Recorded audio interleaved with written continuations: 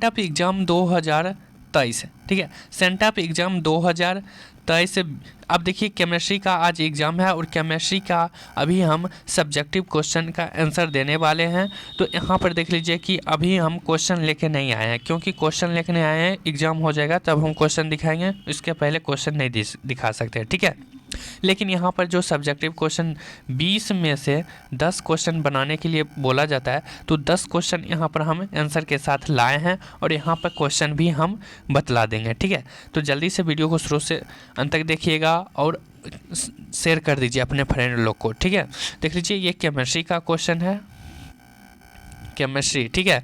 तो देखिए अब देखते हैं क्वेश्चन नंबर 1। देख लीजिए क्वेश्चन नंबर 1 कह रहा है हिमांक के अवनमन से आप क्या समझते हैं। ये 2023 सेंटअप एग्जाम में पूछा गया, तो इसका आंसर अभी हम देखने वाले हैं। तो चलिए इसका आंसर देखते हैं, हिमांक के अवनमन से आप क्या समझते हैं। तो चलिए उसका आंसर आप लोग लिखते जाइए, हिमांक का अवनमन लिखिए और यहाँ पे एक एरो लगा दीजिए और इसका आंसर लिखते जाइए, ठीक है। देखिए हिमांक का अवनमन, किसी पदार्थ का हिमांक वह ताप है जिस पर उसकी ठोस तथा द्रव अवस्थाओं के वाष्प दाब समान होते हैं। चूँकि विलयन का वाष्प दाब विलायक के वाष्प दाब से कम होता है, जिसके कारक विलयन का हिमांक शुद्ध विलायक के हिमांक से कम हो जाता है, इसे हिमांक का अवनमन कहते हैं, ठीक है। इतना लिख दीजिएगा तो एग्जाम में आपको फुल मार्क्स जरूर मिलेगा, ठीक है। एक बार हम फिर से बोल देते हैं, हिमांक का अवनमन दीजिए, डैश दे दीजिए या फिर वीडियो रोक करके लिख सकते हैं, ठीक है। लिखिए किसी पदार्थ का हिमांक वह ताप है जिस पर उसकी ठोस तथा द्रव अवस्थाओं के वाष्प दाब समान होते हैं। चूँकि विलयन का वाष्प दाब विलायक के वाष्प दाब से कम होता है, जिसके कारण विलयन का हिमांक शुद्ध विलायक के हिमांक से कम हो जाता है, इसे हिमांक का अवनमन कहते हैं। अब देखिए दूसरा क्वेश्चन देखते हैं। 1 नंबर क्वेश्चन हो गया, ये लिख दीजिएगा। अब देखते हैं नेक्स्ट क्वेश्चन।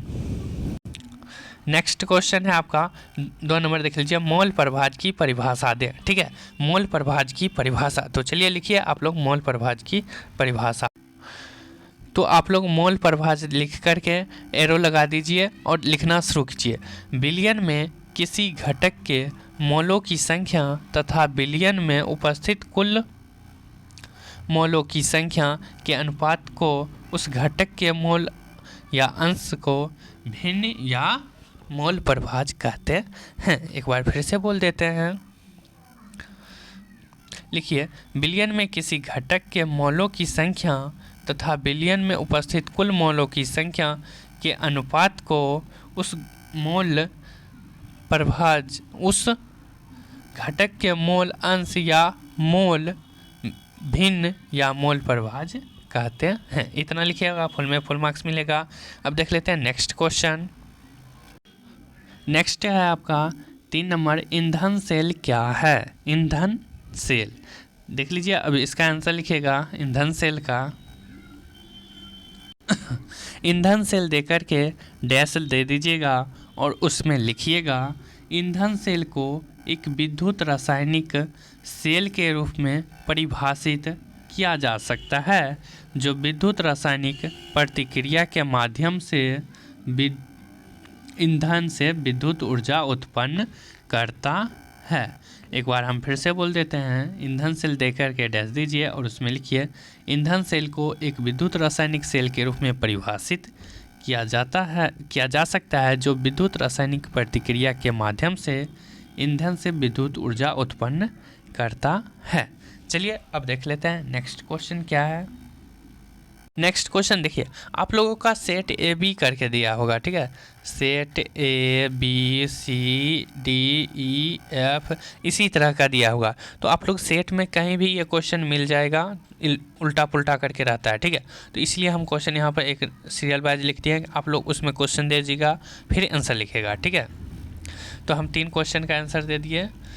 ईंधन मोल प्रभाज ईंधन सेल, अब देखते हैं ईंधन सेल, ठीक है। ईंधन सेल हो गया। चलिए 4 नंबर है इलेक्ट्रोड विभव क्या है। अब 4 नंबर इलेक्ट्रोड विभव देकर के एरो दे दीजिए, ठीक है। इलेक्ट्रोड विभव देखे एरो दे दीजिए और उसमें लिखिए, देख लीजिए, जब किसी धातु की छड़ को उसी धातु के लवण के विलयन में डुबोया जाता है तो धातु की छड़ विलयन के सापेक्ष धनावेशित या ऋण आवेशित हो जाती है। इसके फलस्वरूप धातु और विलयन के स्पर्श तल पर एक विभवांतर स्थापित हो जाता है, जिसे हम लोग क्या कहते हैं, जिसे धातु का इलेक्ट्रोड विभव कहते हैं। एक बार फिर से लिखिए, जब किसी धातु की छड़ को उसी धातु के लवण के विलयन में डुबोया जाता है तो धातु की छड़ विलयन के सापेक्ष धनावेशित या ऋण आवेशित हो जाती है। इसके फलस्वरूप धातु और विलयन के स्पर्श तल पर एक विभवांतर स्थापित हो जाता है, जिसे इलेक्ट्रोड विभव कहते हैं। चलिए अब देख लेते हैं नेक्स्ट क्वेश्चन। नेक्स्ट है आपका 5 नंबर, अभिक्रिया की कोटि की परिभाषा। इनकी अभिक्रिया की कोटि की परिभाषा देना है आप लोग को। तो देखिए, इसका परिभाषा लिखिए, अभिक्रिया की कोटि देकर के एरो दे दीजिए। इसमें लिखिएगा, अभिक्रिया की कोटि में किसी रासायनिक अभिक्रिया में अभिक्रिया के वेग को निर्धारित करने वाले अभिकारक अणुओं की कुल संख्या को अभिक्रिया की कोटि कहते हैं। एक बार फिर से बोल देते हैं, अभिक्रिया की कोटि दीजिए और एरो दीजिए, उसमें लिखिए, किसी रासायनिक अभिक्रिया में अभिक्रिया के वेग को निर्धारित करने वाले अभिकारक अणुओं की कुल संख्या को अभिक्रिया की कोटि कहते हैं। चलिए अब नेक्स्ट क्वेश्चन देख लेते हैं। नेक्स्ट है 6 नंबर क्वेश्चन, कह रहा है शून्य कोटि की अभिक्रिया क्या है। शून्य कोटि की अभिक्रिया, ठीक है। तो चलिए शून्य कोटि की अभिक्रिया लिखिए। चलिए शून्य कोटि की अभिक्रिया में एरो लगाइए और इसमें लिखना शुरू कीजिए।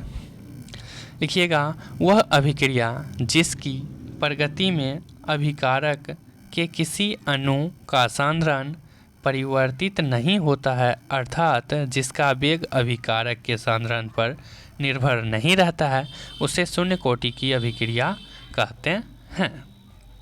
लिख दीजिएगा, एक बार फिर से बोल देते हैं, वह अभिक्रिया जिसकी प्रगति में अभिकारक के किसी अणु का सांद्रण परिवर्तित नहीं होता है, अर्थात जिसका वेग अभिकारक के सांद्रण पर निर्भर नहीं करता है, उसे शून्य कोटि की अभिक्रिया कहते हैं।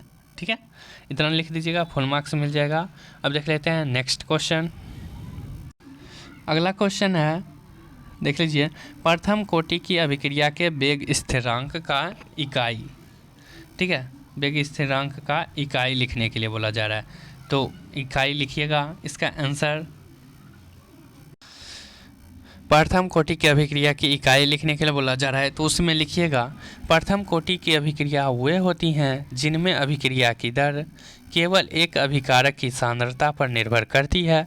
इन अभिक्रियाओं की कोटि सदैव एक होती है, जहां t बराबर अभिक्रिया का समय, यानी कि इसका जो इकाई होगा प्रथम कोटि का सेकेंड इन्वर्स हो जाएगा। ठीक है, तो यही लिखना है आप लोग को। चलिए अब देख लेते हैं नेक्स्ट।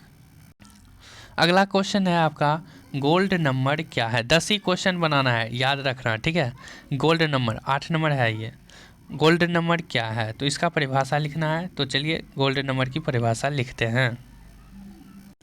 चलिए गोल्ड नंबर में लिख के एरो दीजिए और उसमें लिखिए, द्रव स्नेही कोलाइड की मिलीग्राम में वह मात्रा जो 10 ml सोने के कोलाइडी विलयन का 10% NaCl के 1 ml से होने वाले स्कंदन को रोक दे, उसे गोल्ड नंबर कहते हैं, यानी कि स्वर्ण संख्या कहते हैं। ठीक है, ये लिख दीजिएगा, कोई दिक्कत नहीं होगा, आराम से लिखिए। ठीक है, चलिए अब देख लेते हैं नेक्स्ट क्वेश्चन। चलिए अब देखने वाले हैं 13 नंबर क्वेश्चन, देख लीजिए, कह रहा है उत्कृष्ट गैस क्या है। उत्कृष्ट गैस के बारे में अब लिखते हैं। चलिए उत्कृष्ट गैस, आंसर लिखिएगा उत्कृष्ट गैस का, देख लीजिए, ये पूरा लिख दीजिए। उत्कृष्ट gas helium, neon, argon, krypton, xenon तथा रेडॉन आवर्त सारणी के शून्य वर्ग के तत्व हैं। इसके परमाणु क्रमांक इतना है, शून्य वर्ग के तत्व रासायनिक दृष्टि से निष्क्रिय होते हैं। ठीक है, इतना लिख दीजिएगा, उसमें हो गया। ठीक है, अब एक और क्वेश्चन बच जाता है, देख लेते हैं। चलिए, अब लास्ट क्वेश्चन है, 9 क्वेश्चन हो गया। अब लास्ट एक है, फॉस्फेरिक अम्ल का सूत्र लिखें। फॉस्फेरिक अम्ल लास्ट है। ठीक है, चलिए इसका आंसर लिखिए।